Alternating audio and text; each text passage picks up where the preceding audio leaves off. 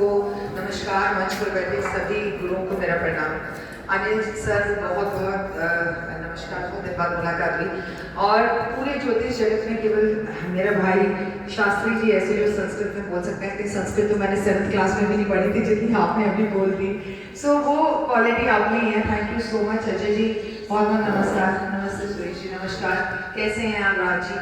नमस्कार आप सभी को, और जन्मदिन की बहुत बहुत शुभकामनाएं। भरद्वाज भाई आप सबको भी बहुत शुभकामनाएं। देखिए वैसे तो मेरी इतनी हैसियत नहीं कि मैं जो शास्त्री जी ने बोला उसको कंटिन्यू करूं, लेकिन एक पुरुष के हिसाब से आपने शादी में तलाक क्यों होता है देख लिया, अब एक स्त्री के हिसाब से भी देख लीजिए कि शादी में तलाक क्यों होता है। कुंडली तो राम और सीता की भी मिली थी, पर साथ रहकर भी साथ नहीं थे। उस जमाने के हिसाब से उनमें तलाक नहीं हुआ था, पर तलाक जैसी सिचुएशंस थी कभी साथ नहीं रहे। तो कुंडली में तो अगर हम ज्योतिष फेल हैं तो उस टाइम के भी ज्योतिष फेल ही थे, उस टाइम पे भी। अगर आप ये कहते हैं वो तो विधि का विधान था, तो मेरी और आपकी किस्मत में भी जो हो रहा है वो सब कुछ भी विधि का विधान ही है। लेकिन उस जमाने में और इस जमाने में तलाक में फर्क है। उस जमाने की कुंडली मिलाने को और इस जमाने की कुंडली मिलाने को बदलना पड़ेगा। अगर आप आज के जमाने के ज्योतिष हैं तो मैं आपको कुछ चीजें बताऊंगी, वो अपनी जिंदगी में आप कर कर देखिएगा, बहुत फर्क पड़ेगा, तलाक नहीं होगा। लड़का और लड़की की कुंडली मत मिलाइए, लेकिन पहले परिवार की कुंडली मिलाइए। लड़की की कुंडली उसकी सास से मिलाइए, लड़के की कुंडली उसकी घर वालों से मिलवाइए, उसकी साली से मिलवाइए। परिवार की पूरी कुंडली को देखिए। तलाक आज एक व्यक्ति की वजह से नहीं होता। 90% तलाक आज पति पत्नी में नहीं हो रहे हैं, उनके घर वालों की वजह से हो रहे हैं, क्योंकि लड़की परिवार के साथ रहना नहीं चाहती या तमाम तरह की चीजें।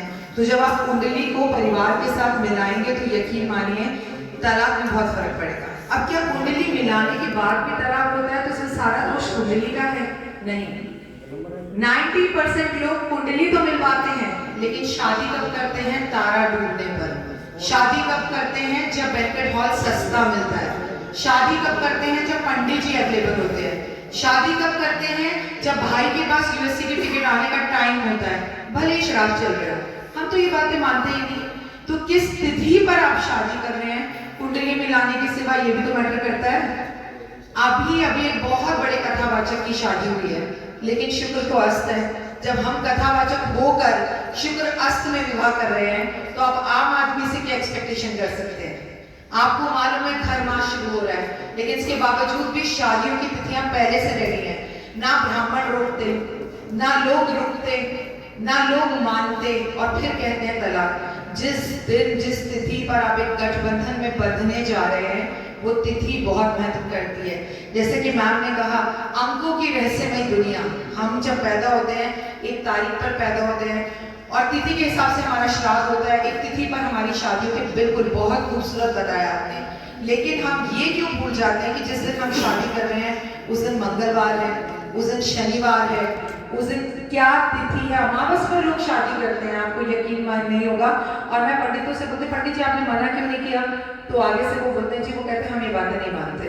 तो तलाक का सबसे बड़ा रीजन ये भी है। सिर्फ लड़का लड़की की कुंडली तलाक का रीजन नहीं है। हर जगह ज्योतिष फेल नहीं है, ज्योतिष के हिसाब से भी शादियां चलती हैं। अगर ज्योतिष ही फेल होता तो जिस लड़की की शादी एक बार एक लड़के से हो जाती है, तलाक हो जाता है, जरूर आपके पास ऐसा किस्सा होगा, 1 साल बाद उन्हें रियलाइज होता है, वो दोबारा शादी करते हैं, फिर वो शादी चल जाती है। फिर क्या होता है? कुंडली तो वही थी, फिर तलाक होकर सेम लड़के से शादी करते हैं। कैसे? क्योंकि अब की बार तिथि समय सब देखता है। अब आते हैं आज की सबसे महत्वपूर्ण बात पर। मुझे नहीं पता यहाँ बैठे लोगों को कितनी इस बारे में ज्ञान है कि नहीं। हर लड़का हर लड़की ऐसा नहीं है, मैं ये नहीं कहूंगी, लेकिन सनातन बहुत हद तक पाश्चात्य संस्कृति की तरफ जा रहा है। शराब पिए बिना, वोडका पिए बिना आजकल शादी के फेरों पे कोई लड़का लड़की नहीं बैठते। एक जमाना था कि हमारी माएँ पानी की बूंद नहीं पीती थी कि बेटी का कन्यादान करना है। शादी के मंडप से दूर दूर तक शराब का कोई लेना देना नहीं होता था। ब्राह्मण वेद पाठी ज्ञानी आते थे, आज भी आते हैं, लेकिन ब्राह्मण से वो कहा जाए, पंडित जी कितने पैसे लेंगे आप शादी के? 51,000। आप अपनी बेटी को मर्सिडीज गाड़ी दे रहे हैं 2 करोड़ की, लेकिन पंडित को पूरी रात जागते कि आप 51,000 रुपए नहीं दे सकते और एक्सपेक्ट करते हैं कि मेरी बच्ची की शादी सही चले। एक ब्राह्मण अगर चाहे और सही वेद तरीके से पाठ करे और वहां पर शोर शराबा ना हो, स्टाइल ना मारा जाए, जल्दी जल्दी शादी करने को ना की जाए, तो आज भी शादी 7 फेरों का बंधन है, 7 जन्मों का बंधन है, जिंदगी भर चलता है। डिपेंड आप पर करता है कि आप ब्राह्मण को कितनी फ्रीडम देते हो, आप भारतीय सभ्यता संस्कृति और कल्चर को कितना मानते हो और कितना अपने संस्कारों को फॉलो करते हो, तो आज भी तलाक नहीं होते। जिन छोटे गांव और कब्जों में शादियां होती हैं वहां तलाक क्यों नहीं होते? ज्यादा तलाक मेट्रो शहरों में ही क्यों होते हैं? क्योंकि हम अपने कल्चर को भूलते चले जा रहे हैं, हम अपनी चीजों को भूलते चले जा रहे हैं। पार्लर वाली पार्लर में मेकअप करने के लिए लड़की का बैठती है तो लड़की 5 से 10 शॉट जब तक ना पी ले वो मेकअप नहीं कराती। क्या भारतीय सभ्यता संस्कृति में शराब पीकर मेकअप कराना और अग्नि के फेरे लेना, क्या ये सही है? हम रोक नहीं पा रहे हैं। मैं नहीं कह रही सब घर में ऐसा है, पर जिनके घरों में तलाक हो रहा है उनके घर में ऐसा है। इसलिए ज्योतिष फेल नहीं है। अगर आप भारतीय सभ्यता संस्कृति और सनातन को मानकर कुंडली मिलाकर विवाह करते हो, परिवार की कुंडली मिलाते हो, सही मुहूर्त में करते हो, शुक्र की क्या स्थितियां हैं, तारा डूबा तो नहीं है, कहीं श्राद्ध तो नहीं है, बैंकेट हॉल सस्ता मिल रहा है, भाई यूएसए से आ रहा है, ये सब नहीं देखना है। भाई यूएसए से भले ना आ पाए, शादी सही तिथि पर हो तो आज भी तलाक नहीं होंगे। और ये हमारी जिम्मेदारी भी है कि अगर हमसे कोई कहता है नहीं हम ऐसे तो नहीं ऐसे करेंगे, तो आप उन्हें बोलो ऐसा मत करो। आप मांगलिक नॉन मांगलिक की शादी करा दो वो भी चल जाएगी, लेकिन अगर कल्चर सही तरीके से उन्होंने फॉलो किया तो पंडित को बोलता है पंडित जी आप छोड़ो, 2 फेरे करा दो, 3 करा दो, ये इतनी चीजें मत खींचो। और ब्राह्मण शादी करोड़ों की होती है, एक ब्राह्मण कोने में बैठा रहता है, उसे कोई भोजन तक पूछने वाला नहीं होता। अरे बेटा या बेटी की शादी कर रहे हो तो 2 वेटर ब्राह्मण जी के पीछे लगाओ, चांदी की थाली में ब्राह्मण को भोजन कराओ, सर पर रखो, क्योंकि असली रीत वो ब्राह्मण निभा रहा है जिसके पास कोई वेटर तक नहीं पहुंचता कि पंडित जी पानी पी लो। जिस दिन हमने ये कर लिया ना, वही इज्जत समाज में ब्राह्मणों को मिलने लगी, उसी आदत से शादियां होने लगी। यकीन मानिए तलाक बंद हो जाएंगे। तो पहले गाली दे या ना दे, पंडितों को इज्जत जरूर।